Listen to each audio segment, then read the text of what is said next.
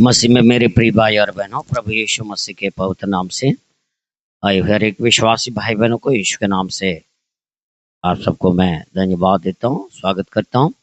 कुछ अनाउंसमेंट्स हैं। वचन में जाने से पहले मैं कुछ अनाउंसमेंट्स आपको बोलना चाहता हूँ। कल भी यहाँ पर सुबह 10 बजे से 1 बजे तक यहाँ पर उपवास प्रार्थना रहेगा और इस उपवास प्रार्थना में हम लोग नए साल के लिए और हमारे परिवार के लिए, बच्चों के लिए, उनके भविष्य के लिए और उनकी उन्नति के लिए, कामों में जितने भी लोग आते हैं उनकी आशीष के लिए हम लोग प्रार्थना करने जा रहे हैं। तो जितने भी लोग इस कार्यक्रम को देख रहे हैं सबों को मैं निमंत्रण देता हूं। और ये 3 दिन यानी आज, कल और परसों 31 तारीख तक सुबह 10 बजे से 1 बजे तक चलने वाली इस साल की आखिरी उपवास प्रार्थना सभा में आप सबों को मैं स्वागत करता हूं। उसी प्रकार 31 रात को 9 बजे से 12 बजे तक यहाँ पर विशेष कार्यक्रम रहेगा। साल की आखिरी प्रार्थना सभा रहेगा। इस प्रार्थना सभा में कैंडल सर्विस रहेगा, कैंडल लाइट सर्विस रहेगा और केक कटिंग भी, नया साल का जो केक कटिंग होता है वो केक कटिंग भी हम लोग करने जा रहे हैं और आपके लिए विशेष तौर से रिफ्रेशमेंट्स भी दिया जाएगा। साथ ही साथ में 1 तारीख को सुबह 10 बजे से 1 बजे तक यहाँ पर 10 बजे से 1 बजे तक यहाँ पर विशेष कार्यक्रम रहेगा। इस विशेष कार्यक्रम में पोर्ट ब्लेयर में भी जितने भी विश्वासी भाई बहन और इस जगह पर जितने भी लोग विश्वासी भाई बहन हैं, सभी लोगों को यहाँ पर कंबाइंड सर्विस रहेगा और ये सर्विस में सभी लोग इसमें हम लोग बुलाकर और इस सभा में विशेष तौर से विधवा माँ लोगों को और गरीब लोगों के लिए विशेष जो है साड़ी वगैरह, दान वगैरह हम लोग देने जा रहे हैं। तो इस कार्यक्रम में भी आप लोग अपने परिवार समेत भाग लीजिए और इस सभा के बाद जो है सबके लिए आशीष भोजन, सबके लिए जो है लंच रहेगा।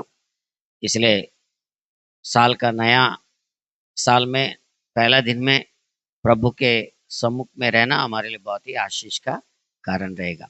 हालेलुया। इसलिए आप सभी अपने परिवार समेत इस सभा में भाग लेकर परमेश्वर की आशीष को प्राप्ति करने के लिए आप सबों को मैं निमंत्रण देता हूँ। इस सभा में यानी नए साल का पहला दिन में हमारे बीच में इस एरिया में जो नामी जो प्रमुख लोग हैं, प्रधान सर भी आएंगे और साथ साथ में हमारे बीच में हर साल आने वाले सुंदरम सर भी हमारे बीच में आकर प्राइजेस वगैरह डिस्ट्रीब्यूट करने जा रहे हैं। हालेलुया। इसलिए आप लोग प्रार्थना करिए और ये कार्यक्रम बहुत ही आशीषमय से चलने के लिए आप लोग सहयोग करें। प्रभु आप सबों को आशीष करे। आमीन। हालेलुया। आइए हम परमेश्वर के वचनों में जाएंगे। तो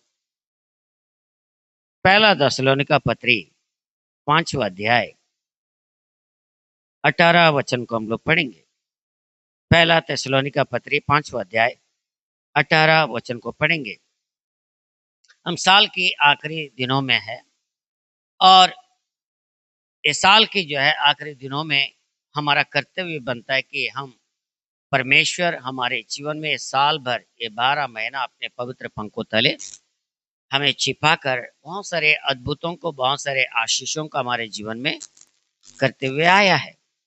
आज के दिन हम जीवित है बोले से हमारे शरीर में रहने वाला तंदुरुस्ती नहीं है, हमारे शरीर में रहने वाला बल नहीं है, हमारे शरीर में रहने वाला या और कोई चंगाई नहीं, बल्कि सिर्फ और सिर्फ ये परमेश्वर की अनुग्रह है और परमेश्वर की अपार कृपा है।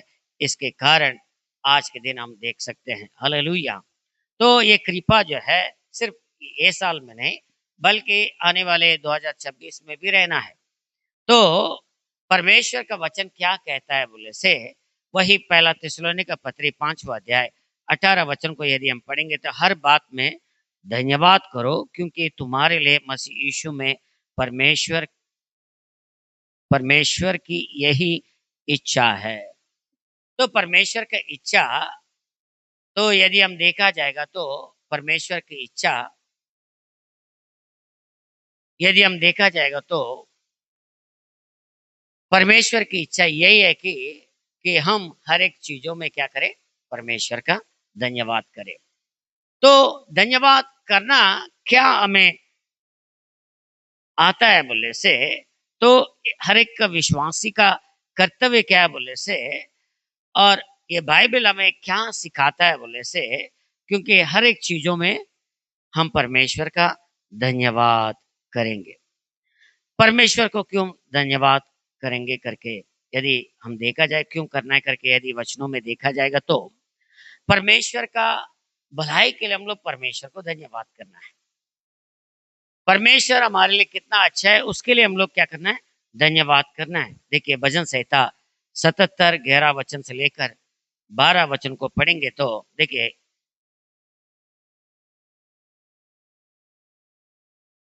भजन संहिता भजन संहिता 77 को पढ़ेंगे। 77 भजन संहिता 11 वचन से लेकर, कोई पढ़िए जल्दी जल्दी। मैं यहाँ की बड़े कामों को चर्चा करूंगा। हाँ देखिए यहाँ पर बोलता है कि मैं यहाँ के बड़े कामों का चर्चा करूंगा, निश्चय मैं तेरे प्राचीन काल वालों अद्भुत कामों का स्मरण करूंगा। मैं तेरे सब कामों पर ध्यान करूंगा और तेरे बड़े कामों को सोचूंगा। यहाँ पर भजनकार जो है यहाँ पर लिखता है कि मैं यहाँ के बड़े कामों की क्या करूंगा, चर्चा करूंगा। इस साल के आखिरी उपवास प्रार्थना सभा में हम लोग परमेश्वर ने हमारे जीवन में किए हुए के बड़े कामों के लिए क्या करना है, चर्चा करना है। क्या करना है, जोर से बोलिए, चर्चा करना है। और निश्चय मैं तेरे प्राचीन काल वाले अद्भुत कामों का क्या करना, स्मरण करूंगा। जितने भी जो पुराने दिनों में परमेश्वर ने हमारे जीवन में किया है, हमारे बच्चों के जीवन में किया है, हमारे परिवारों में किया है, तो प्राचीन काल में जो भी परमेश्वर ने किया है उसको क्या करेंगे, उसको स्मरण करना है। क्या करना है, स्मरण करना है। उपवास प्रार्थना में भी क्या करना है, परमेश्वर के किए हुए अद्भुतों को भी स्मरण करना है। प्राचीन काल में परमेश्वर ने जो भी हमारे जीवन में काम किया है उस कामों को क्या करना है, स्मरण करना है। 12 वचन में देखेंगे तो मैं तेरे सब कामों पर ध्यान करूंगा और तेरे बड़े कामों को क्या करूंगा, सोचूंगा। परमेश्वर ने किस रीति से काम किया है इसके विषय में सोचने की आवश्यकता है। हालेलुया। परमेश्वर आपके जीवन में कितना अद्भुत काम करता है, परमेश्वर आपके जीवन में कितना आश्चर्य के काम करता है, परमेश्वर कैसे आपके जीवन में ये काम को किया है, ये सारे विषयों को क्या करना है, सोचने की आवश्यकता है। हालेलुया। जब हम सोचेंगे तो हम ध्यान करने की तरह है। परमेश्वर एक काम हमारे जीवन में किया है तो उस काम के बदले में उस काम को जब हम सोचने लग जाएगा तो उस काम को हम लोग सोचने लग जाएगा तो निश्चित रूप से हमारे जीवन में वो काम को यदि हम सोचेंगे तो निश्चित रूप से हम उस कामों के ऊपर में ध्यान लगाने की जो है सोचते हैं या ध्यान लगाने की तरह हो जाता है। तो ध्यान लगाने से क्या होता है बोले से, परमेश्वर पर और भी हमारे जीवन में भरोसा आता है, विश्वास आता है। प्रार्थना से हमारे विश्वासता को बढ़ोतरी में हम लेके आ सकते हैं। इसलिए परमेश्वर का हर एक कार्यों को क्या करना है, हम लोग क्या करना है, और उनके जो महान कार्यों को और उनके अच्छाईपन को जो है हम क्या करना है, ध्यान करना है। हालेलुया। इसलिए व्यवस्था विवरण 8वां अध्याय, व्यवस्था विवरण 8वां अध्याय यदि हम दूसरा वचन को पढ़ेंगे तो व्यवस्था विवरण 8वां अध्याय दूसरा वचन को यदि हम पढ़ेंगे तो यहाँ पर हम देखते हैं कि परमेश्वर उस उत्तम देश में इस्राएली प्रजा को जो है लेके जाना चाहता है, और वो उनमें उनको अधिकारी बनाना चाहता है। देखिए, व्यवस्था विवरण 8वां अध्याय 2 वचन को पढ़ेंगे। और स्मरण रख कि तेरा परमेश्वर यहोवा 39 वर्षों में तुझे सारे जंगल के मार्ग में से इसलिए ले आया कि वह तुझे नम्र बनाए और तेरी परीक्षा करके या जान ले कि तेरे मन में क्या क्या है, और कि तू उसकी आज्ञाओं का पालन करेगा या नहीं। उसने तुझको नम्र बनाया और भूखा भी होने दिया। फिर वह मन्ना जिसे तूने अपने और तेरे पुरखा ही जानते थे, वही तुझको खिलाया, इसलिए कि वह तुझको सिखाए कि मनुष्य केवल रोटी से नहीं जीवित रहता, परंतु जो जो वचन यहोवा के मुख से निकलता है उन्हीं से वह जीवित रहता है। देखिए, यही बातों को प्रभु यीशु मसीह जो है नया नियम में भी बोलता है। मनुष्य केवल रोटी से नहीं बल्कि परमेश्वर के मुख से निकलने वाली वचन से जीवित रहता है। तो आज हमारे जीवन में वचन का क्यों जरूरत है बोले से, आज कलीसिया हमारे जीवन में क्यों जरूरत है, आज परमेश्वर के संदेश हमारे जीवन में क्यों जरूरत है बोले से, हम जीवित रहने के लिए। बहुत लोगों का ये मानना है कि बहुत सारे लोग चंगाई को आशा करते हैं, बहुत सारे लोग अद्भुत को आशा करते हैं, और उसको पाने के लिए जो है बहुत सारे लोग क्या क्या बोलते हैं वो सब करते रहते हैं। लोग क्या क्या कहां कहां उनको लेके जाते हैं, वहां पर जाते हैं। मगर सच में यदि वचन क्या करता है बोले से, वचन जो लोग परमेश्वर के जो है मुख से निकलने वाली वचनों के द्वारा ही क्या होता है, जीवित रहता है। यदि चंगाई या अद्भुत आपके जीवन में मिलना है तो परमेश्वर का वचन आपके अंदर में रहना बहुत जरूरी है। परमेश्वर का वचन आपके जीवन में रहना बहुत जरूरी है। बहुत सारे लोग ऐसा दुनिया में भी है कि जो लोग उनको बताते हैं कि वो करो, ये करो, ये करो, वो करो, वो कर लेते हैं, भले ही वो गलत हो या भले ही वो वचनों के खिलाफ हो, फिर भी वो करने के लिए क्या करते हैं बोले से, वो परमेश्वर के वचन के खिलाफ में जाते हैं। मगर सही प्रकार का जो चंगाई, सही प्रकार का जो आत्मिक वृद्धि, सही प्रकार का परमेश्वर के साथ जो वचनों के जो जो सामर्थ है उसको पाकर परमेश्वर में आगे बढ़ना, ये हमारे लिए परमेश्वर का वचन हमें सिखलाता है। हालेलुया। इसलिए परमेश्वर का वचन हमें क्या करता है, जीवित रखता है। तो 2025 में आप कैसे थे मुझे नहीं मालूम, 2025 में आप जनवरी से लेकर दिसंबर तक आपके जीवन में क्या क्या हुआ मुझे नहीं मालूम, मगर आप क्या भटके हुए में से हो सकते हैं, या आपका विश्वास सही नहीं रह सकता है, या आप जो है इधर उधर भटकते भटकते भटकते थक गए होंगे चंगाई के लिए, अद्भुत काम के लिए, या आपके जीवन में कोई भी काम होने के लिए, या आप कहीं मीलों कहीं जगह पर आप गए हो सकते हैं, या ऐसा भी बहुत सारे लोग ऐसा दावा कर सकते हैं कि मैं आपके जीवन में अद्भुत काम ऐसा कर दूंगा करके, ऐसा बहुत सारे पासवान या ऐसा कोई भी प्रचार ऐसा बोल सकते होंगे।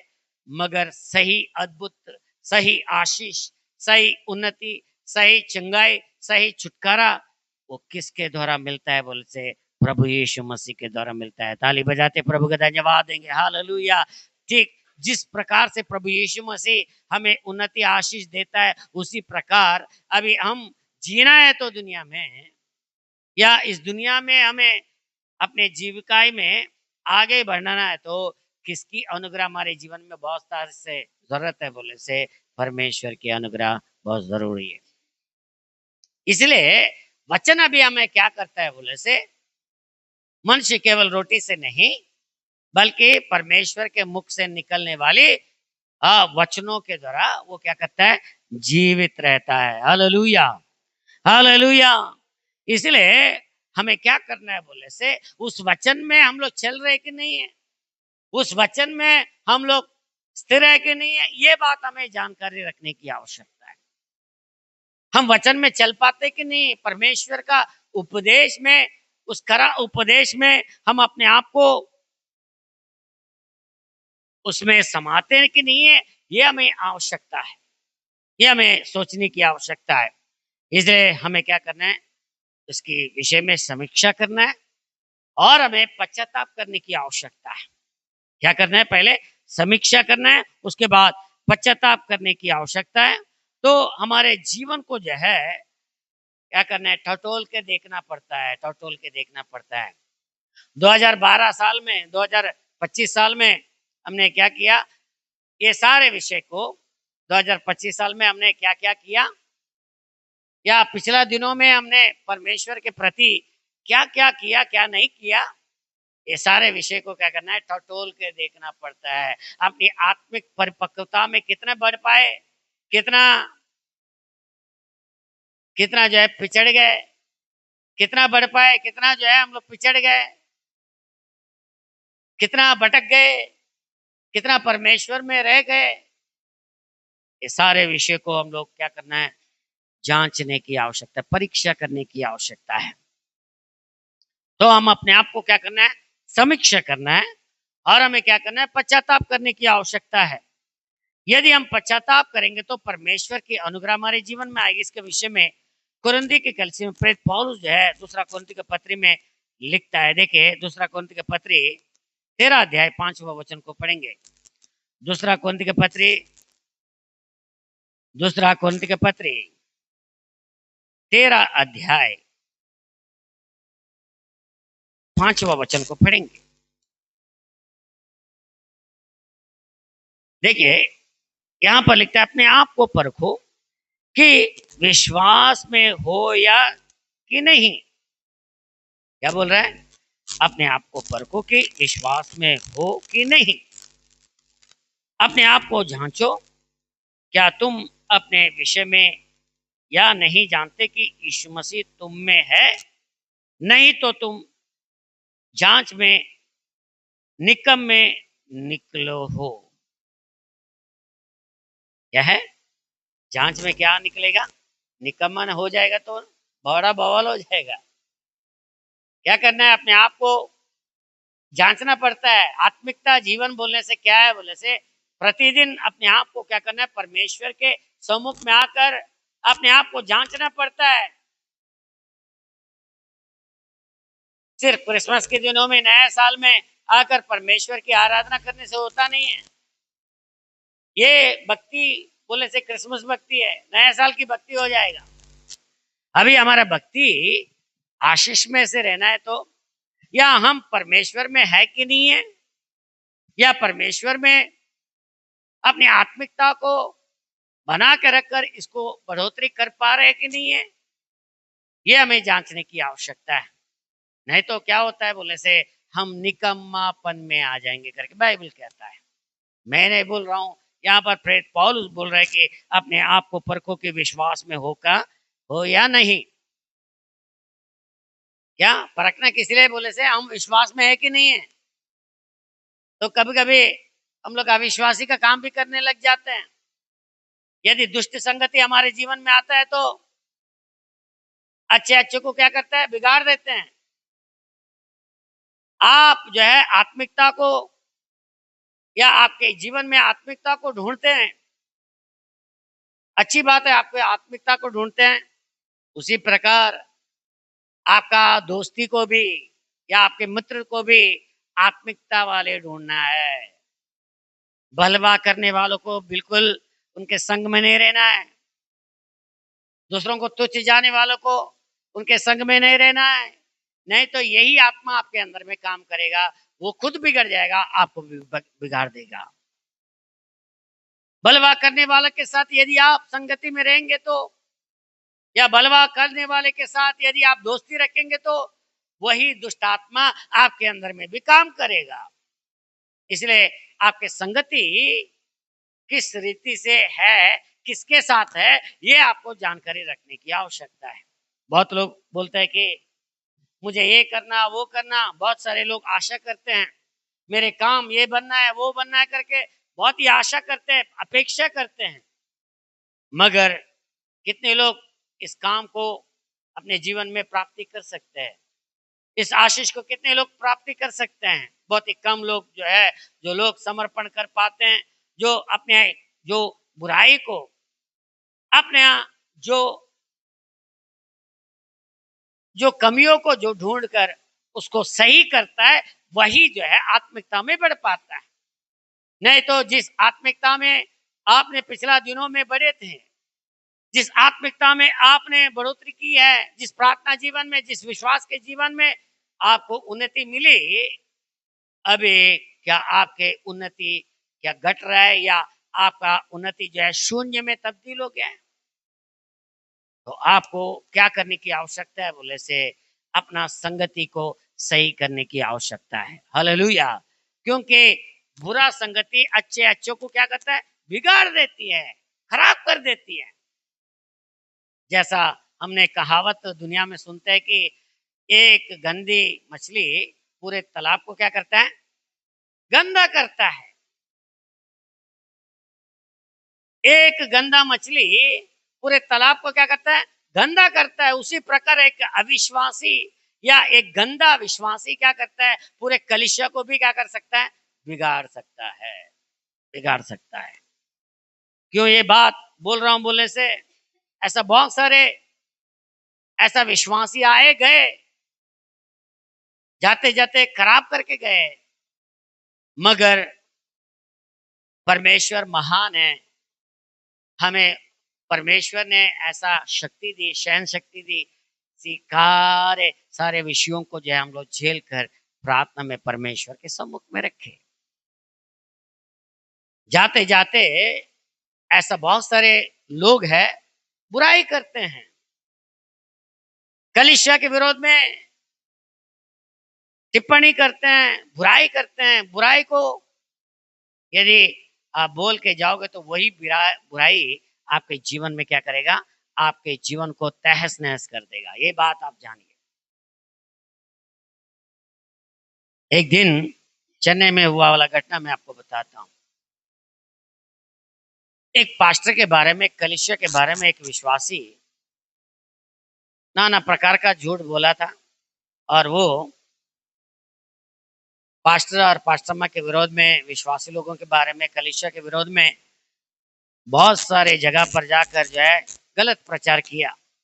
जो चर्च में आते थे उनको भी आने नहीं दिया। तो रुकावट बनकर जो है बहुत ही सतावट जो है उस कलीसिया के विरोध में, उस पास्टर के विरोध में, वो झूठी बातों को फैलाने लगा। तो लगभग 3-4 साल वो चर्च में नहीं आया। उसके बाद परमेश्वर ने उसको बातें किया कि मेरा प्रभु के दास, मेरा पासवान के विरोध में तूने झूठ बोला है, तूने झूठी खबर को फैलाए, इसलिए तू जाकर क्या करा? तू उससे क्षमा माफी मांगो करके परमेश्वर ने दर्शन से उनको बोला था। वो सीधा आया। वो क्या के लिए प्रार्थना कर रहा था बोले से, उसको कुछ जरूरत था उसके जीवन में, उसके नौकरी में। तो वो वो जो है उसका जॉब जो है परमानेंट होना चाहता था। तो अभी वो प्रार्थना करने लगा। परमेश्वर बोलता है ना तुम परमेश्वर के सम्मुख में आने से पहले अपने पापों को मान कर प्रायश्चित करो। अपनी गलतियों को, तुमने जितना जितना लोगों को विरोध में पाप किया है, गलत बात बोला है, उसको क्या करना, प्रायश्चित करने के बाद ही तुम्हें ये मिलेगा करके जब प्रभु का वचन बोलता है तो इस वचन को उनको याद आया, परमेश्वर ने उनके मन में डाला। परमेश्वर ने उनसे बातें किया कि तूने गलती की है, मेरा दास ऐसा नहीं है, तू जा कर क्या करो, माफी मांगो करके परमेश्वर ने उनसे बोला। वो लगभग 3-4 साल के बाद वापस वो गया पास्टर के पास। पास्टर के पास जाकर उनके पैर के पास गिरा और बोलने लगा कि मैंने आपके विरोध में बहुत सारे गलत बातों को जो है मैंने फैलाया है, कृपया मुझे माफ करो करके ऐसा बात जो है उनको बोला। तो पास्टर ने बोला कि ठीक है, मैं आपको माफ कर दूंगा, तो एक काम करिए करके बोला।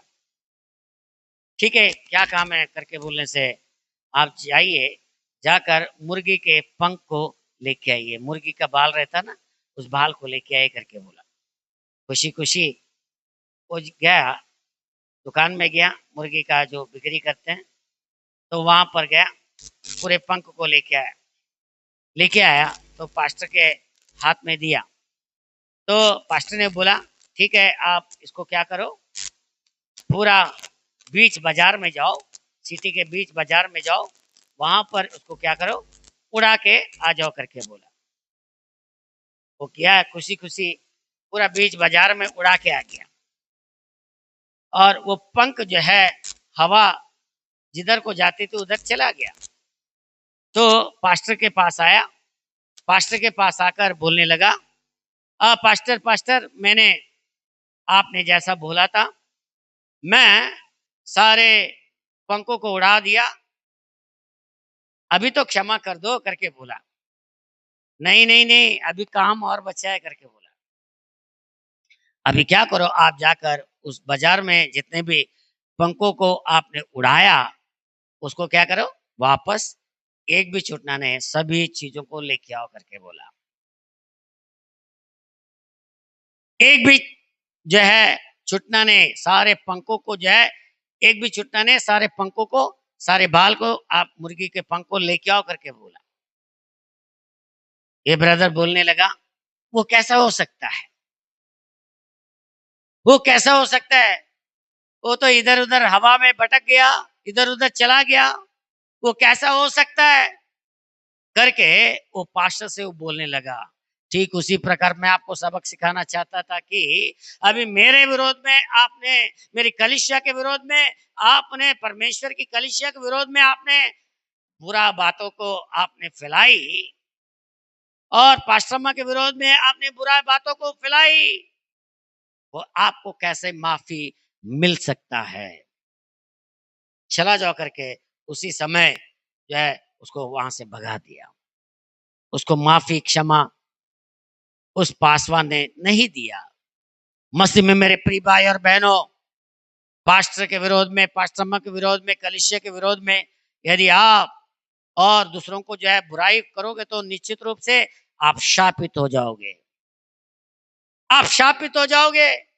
एक शापित व्यक्ति वो कहीं में भी जाए, एक शापित व्यक्ति कहीं में भी जाकर आशीष को के लिए भीख मांगे तो कहीं में भी नहीं मिलेगा। मैं परमेश्वर के दास होने के नाते मैं आपको बोलता हूं, एक शापित मनुष्य हमेशा शापित ही रहता है, उसका साथ दोस्ती करने वाले वो भी शापित बनता है। एक शापित मनुष्य का काम क्या है, शाप को अपने जीवन में बोता है। मसीह में मेरे प्रिय भाई और बहनों, 2025 में क्या आपने क्या शापित के होने वाले काम को किया है? 2025 में क्या आपने परमेश्वर के विरोध में या परमेश्वर के दास के विरोध में, परमेश्वर की दासनी के विरोध में आपने काम किया? पश्चाताप करिए, पश्चाताप करिए। प्रभु ऐसा नहीं छोड़ता है। परमेश्वर के दास छोड़ देने से भी प्रभु आपको आपके कामों में आपको फंसा के रखता है। प्रभु को मालूम है कि आपको कहां पर घुटने टिकाना है। पास्टर तो माफी मांग देता है, माफी प्रभु सबको माफ कर दो, मगर परमेश्वर माफी नहीं देता है। शापित हो जाते हैं आप, शापित हो जाते हैं, शापित होते हैं। यदि हमारे फ्यूचर हमारा 2026 जो है आशीष में से रहना है, तो ये शाप के काम, ये पाप के काम, ये गद्दारीपन हमारे जीवन में नहीं रहना है। जिस जगह पर आकर आशीष को पाया, उसके विरोध में यदि आप जो है बलवा करोगे, निश्चित रूप से आप शापित है।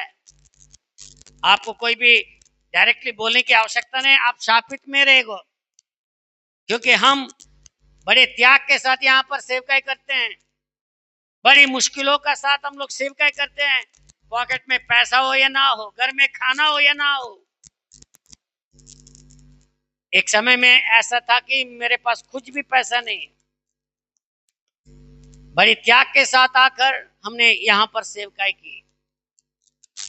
यदि अगल बगल वाले को सब लोग यहाँ पर पूछेंगे तो उनको मालूम है हम लोग कैसे सेवकाई प्रारंभ करते।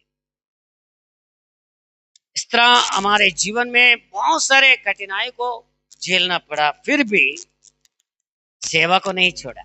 हालेलुया। पॉकेट में पैसा हो या ना हो, हमें जो देना है वो देते रहते हैं। उदारापन हो कोई बात नहीं, हम जो करना है वो करते रहते हैं। कारण क्या है? ये परमेश्वर का ऊपर में हमारे जीवन में प्रतिष्ठा है।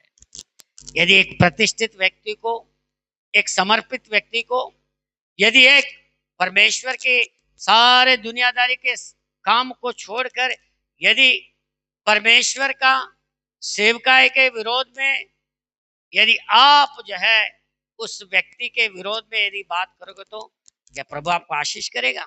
शापित हो जाओगे, कहीं का नहीं रहोगे, कहीं का नहीं रहो। कहीं में भी जाओ, इवन बड़े बड़े अंकुर निराला आकर या कोई भी बड़े बड़े बिशप आकर यदि आपके ऊपर में हाथ रखकर प्रार्थना भी करेगा, तो आपका शाप को जो है कोई भी नहीं निकाल पाएगा। या बड़े बड़े डीजेस दिनाकर या बड़े बड़े पासवान आकर आपके ऊपर में हाथ रखकर प्रार्थना भी करेगा, तो आपको शाप को कोई भी नहीं निकाल सकेगा। बलवा करने वाले उस बलवे से ही नष्ट हो जाएंगे। मसीह में मेरे प्रिय भाई और बहनों, इस सवेरे के समय में 2025 में यदि आप बलवा किया, तो 2026 के लिए अपने आप को क्या करना है? परमेश्वर के सामने क्या करना है? पश्चाताप करना है। पश्चाताप, यही बातों को प्रेरित पौलुस जो है हम देखते हैं कि दूसरा कोरिन्थी के पत्री में लिखता है और बोलता है कि ये देखिए, दूसरा कोरिन्थी का पत्री यदि हम पढ़ेंगे तो 13 अध्याय 5वां वचन से यदि हम पढ़ेंगे तो बोलता है कि अपने आप को परखो कि विश्वास में हो कि नहीं। अपने आप को जांचो, क्या तुम अपने विषय में है या नहीं। जानते कि यीशु मसीह तुम में है, नहीं तो तुम जांच में निकम्मा निकले हो। ऐसा बहुत सारे लोग यहाँ पर आते हैं, बीमारी के साथ आते हैं, तकलीफ के साथ आते हैं, जादू टोने के साथ आते हैं। हम घंटों उनके लिए प्रार्थना करते हैं। जब तक वो दुष्टात्मा नहीं भागता है, जब तक वो जादू टोना नहीं जाता है, तब तक जो है हम उनके लिए प्रार्थना करते हैं। घंटों बैठकर यहाँ पर उनके लिए प्रार्थना करते हैं। जब तक वो ठीक नहीं होता है, तब तक हम घंटों बैठकर यहाँ पर प्रार्थना करके उनको छुड़ा कर भेजते हैं। छुड़ा के जाने वाला कैसा रहना है? विश्वास में रहना कि नहीं? छुड़ा के जाने वाला कैसा रहना? इस जगह को प्रेम करना कि नहीं? इस जगह को जो है वो ज्यादा प्रेम करना कि नहीं? करना है। मगर ऐसा नहीं होता है। जो छुड़ा के जाते हैं, जो ठीक होते हैं, जो दुश्मनों से घेरे रहते हैं, उनको यहाँ पर हम ठीक करते हैं, वही बलवा करने लगते हैं। वो भूल जाते हैं किस रीति से यहाँ पर वो लोग आए थे, किस रीति से परमेश्वर ने उनके जीवन में अद्भुत कार्य किया और किस रीति से उनके जीवन में परमेश्वर ने चंगा किया। ये चीजों को जो है भूल कर बलवा करने लगते हैं। बलवा करते हुए और क्या करते हैं? वो भी नहीं आते, दूसरों को भी आने नहीं देते, बुराई को प्रकट करते रहते हैं। तो हमें उन लोगों को देखकर कितना दुख होता है। हालेलुया। हालेलुया। उन लोगों को जब वो दोबारा आएगा तो क्या उनके लिए हम लोग प्रार्थना करने का दिल रहेगा? बहुत तकलीफ होता है इस प्रकार की सेवकाई में, क्योंकि हम यहाँ पर पैसों के लिए नहीं, यहाँ पर अपने नाम कमाने के लिए नहीं, यहाँ पर परमेश्वर की सेवकाई को टहल करने के लिए हम लोग अपने जीवन में सारा सब कुछ जो है छोड़कर इस नया बस्ती में हम लोग आए। कारण क्या है? एक एक त्याग है। इसलिए बहुत सारे लोग सोचते हैं कि इधर बलवा करके दूसरा जगह जाने से, इधर बलवा किया वाला इधर में जितने भी जो उन्होंने जो बोया श्राप को, क्या उसका पीछा नहीं छोड़ेगा? कहीं में भी जाएगा तो वो शापित रहेंगे। शाप और बढ़ता जाएगा, शाप और बढ़ता जाएगा। वो लोग शाप में और भी इतना गिर जाएंगे कि वो कहीं का नहीं रहेंगे, ना घर का ना घाट का, ना घर का ना घाट का। क्योंकि एक परमेश्वर के दास के मुख से कभी भी शाप नहीं निकलना है, बल्कि आशीष के वचनों को निकलना है। मगर ये लोग जो करते हैं, जो बलवा करने वाले लोग, ये बलवा करने वाले लोग जो है कहीं का नहीं रहेंगे। हालेलुया। परमपिता परमेश्वर ने उनकी महिमा करने के लिए लूसीफर को नियुक्त किया था। लूसीफर इतना टैलेंटेड है, वो कीबोर्ड भी बजा सकता है, वो जाज भी बजा सकता है, वो सारे जितने भी इंस्ट्रूमेंट है, सारे इंस्ट्रूमेंट वो बजा सकता है। वो संगीतकार है। वो संगीतकार को परमेश्वर की महिमा करने के लिए परमेश्वर ने क्या कर दिया? संगीतकार को परमेश्वर के सिंहासन के सामने आकर महिमा करने के लिए उनको जो है नियुक्त किया। वो डेली जाता है, वो जाकर उस आकाश से उस महिमा के स्थान में जाकर उनकी आराधना करके आना था। डेली जाते हुए आता है, डेली जाके आता है। एक दिन उनकी महिमा को देखा तो उसने आशा की कि इस स्थान में मैं बैठने से कितना अच्छा है। अपने आप को उस स्थान में बैठने के लिए आशा की, उसने आशा की, आशा की। अभी परमेश्वर अपने महिमा को क्या शैतान को दे देगा या लूसीफर को दे देगा? क्योंकि उनकी महिमा करने के लिए उनको नियुक्त किया गया है। उनका काम है काम करके चले जाना। घर का नौकर नौकर की तरह रहना है, मालिक नहीं बनना है। आज बहुत सारे विश्वासी लोग क्या करते हैं? अभी मौका देते हैं उनको गीत गाने के लिए, मौका देते हैं वचन को बोलने के लिए। अभी वही नौकर अभी मालिक बनने के लिए कोशिश करेगा तो अच्छा है उनके लिए? अच्छा नहीं है।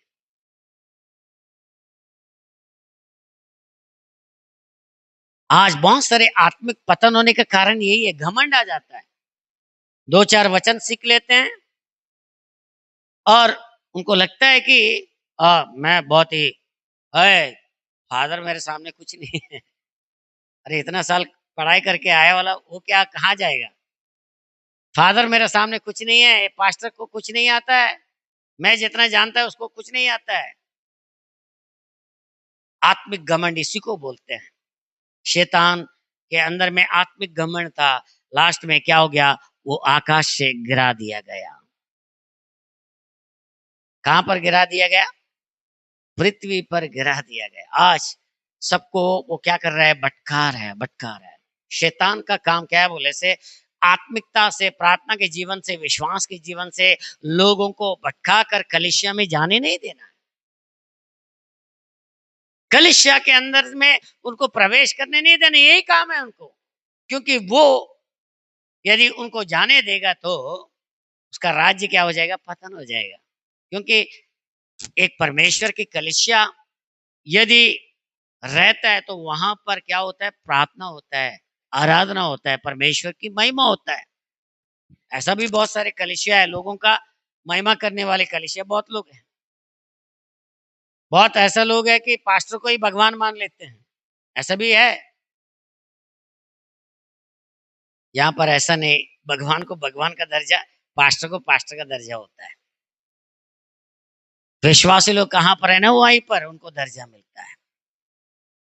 कलीसिया मुखिया लोग कहाँ पर है ना, उनको वहां दर्जा मिलता है। मगर एक व्यक्ति आत्मिकता के घमंड जब करने लग जाएगा तो उसका आत्मिक पतन जो है हो जाता है, जैसा लूसीफर का हो गया था। अभी कहीं का नहीं रहा। अभी यीशु मसीह इस दुनिया में आकर क्या कर दिया? हाँ, 33.5 साल इस पृथ्वी में था, 3.5 साल उन्होंने सेवकाई की, बहुत सारे अद्भुतों को किया, आश्चर्य कर्मों को किया। आश्चर्य कर्मों को करने के बाद अभी शैतान ने सोचा कि अभी यीशु मसीह को हम लोग मार डालेंगे तो क्या हो जाएगा, अभी मैं ही राजा, मैं ही मंत्री करके उसने सोचा। इसलिए यीशु मसीह को मारने के लिए और यीशु मसीह को उनको पकड़ने के लिए अभी क्या कर दिया, यहूदी इस्करियोत को क्या कर दिया? हाँ, कितना चांदी सिक्के में क्या कर दिया शैतान ने? खरीद लिया। हाँ, 30 चांदी के सिक्के में खरीद लिया। किसको चुन लिया? वो प्रभु यीशु मसीह का चेले को ही चुन लिया। किसके काम के लिए? शैतान के काम के लिए। देखिए शैतान कहां से आता है बोले से, अंदर से ही आता है। शैतान बाहर से नहीं आता है, शैतान अंदर ही से आता है। इसलिए विश्वास में अस्थिर रहने वाले स्थिर हो जाओ। विश्वास में जो लोग स्थिर नहीं है उनसे मैं यही बोलता हूं कि आप प्रार्थना विश्वास में अपने आप को क्या करो, समझ लो कि आप प्रभु में कितने बड़े हैं। यही बातों को प्रेरित पौलुस जो है वही दूसरा कुरिन्थियों का पत्री 13 अध्याय 5वां वचन में लिखता है कि अपने आप को परखो कि विश्वास में हो कि नहीं। क्या है? विश्वास में हो कि नहीं। अपने आप को जांचो, क्या तुम अपने विषय में या नहीं जानते कि यीशु मसीह तुम में है? हाँ, अभी दूसरा बात क्या बोल रहा है कि यीशु मसीह, तुम अपने आप को क्या करो, परखो कि यीशु मसीह आपके अंदर में है। अभी उसका मतलब क्या है? यीशु मसीह किसके अंदर में रहना है? जोर से बोलिए। हमारे अंदर में रहना है। यीशु मसीह किसके अंदर में रहना है? हमारे अंदर में रहना है। यही प्रेरित पौलुस जो है कलीसिया के लोगों को, विश्वासी लोगों को बताता है कि यीशु मसीह किसके अंदर में रहना है?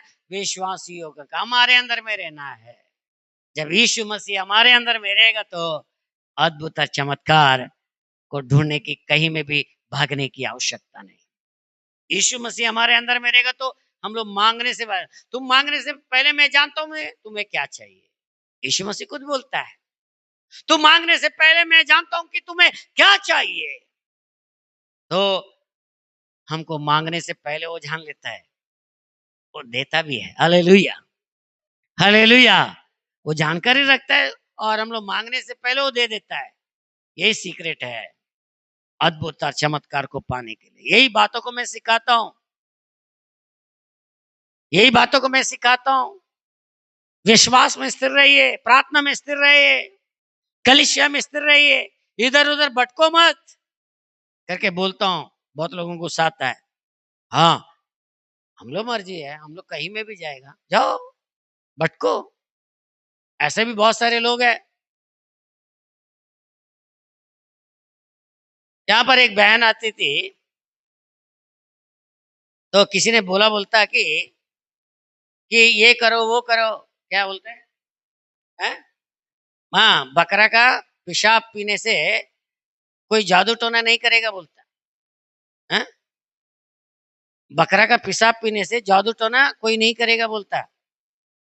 तो वो जैसा बोला वो बकरा का पेशाब जो है पी ली। कौन सा दुनिया में हम लोग रहते हैं? इसको क्या बोलते हैं? मंदबुद्धि बोलते हैं ना इसको। ज्ञान रहने वाला ऐसा करते हैं क्या?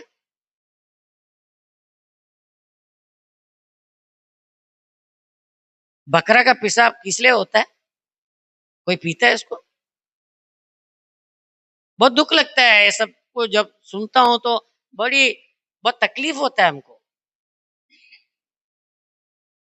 मैं उनको कई बार बोला कि ये बात सही नहीं है, ऐसा मत करो, इधर उधर भटको मत।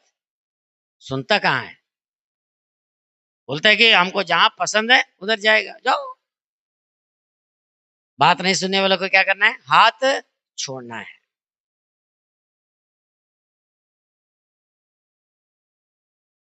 परमेश्वर ने बुद्धि और ज्ञान को दिया है, विश्वासता को दिया, प्रार्थना जीवन को दिया, उपवास को दिया है, ताकि हम अपने जीवन में परमेश्वर के सामने कैसे रहते हैं। लोग तो कुछ भी बोल देते हैं, कुछ भी करने के लिए। यदि लोगों का बोलने की तरह यदि आप सुन जाओगे तो, या आप सुन लोगे तो आपका मति क्या भ्रष्ट हो गया? क्या आपका बुद्धि क्या भ्रष्ट हो गया? यदि लोग जैसा बोलते हैं यदि आप ऐसा करने लग जाओगे तो ज्ञानवान लोग क्या करते हैं? परमेश्वर पर क्या करते हैं? आसरा रखते हैं, परमेश्वर पर भरोसा करते हैं कि परमेश्वर हमें करेगा करेगा करेगा करके। वही बातों को हम लोग सिखलाते हैं। चंगाई अद्भुत जो है बटन दबाने से ऐसे नहीं आता है। बहुत लोग ऐसा है, यही नाम को लेकर जो है लोगों को ठगते हैं।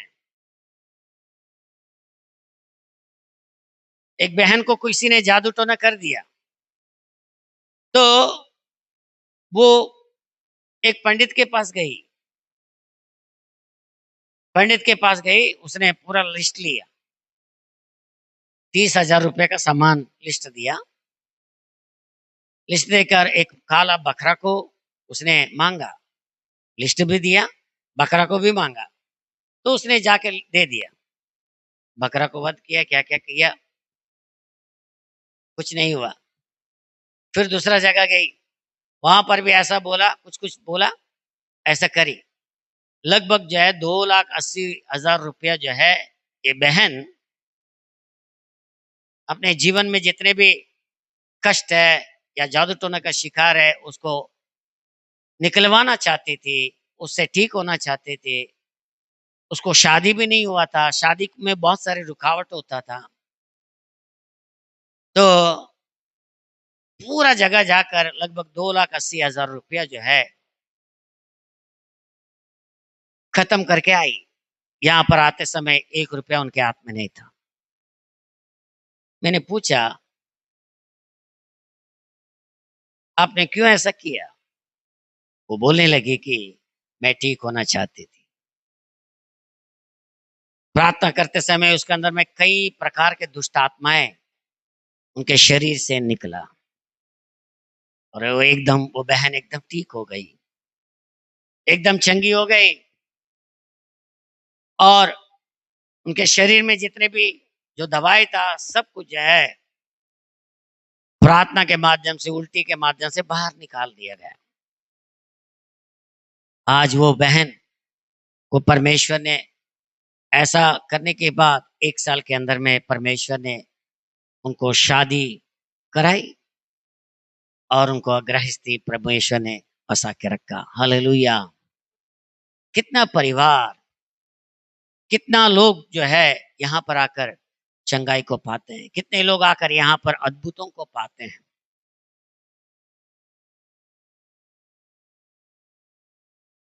आप पूछ सकते हैं कि आपको कितना दिया? 1 रुपया भी मैंने उससे नहीं लिया दान के रूप में।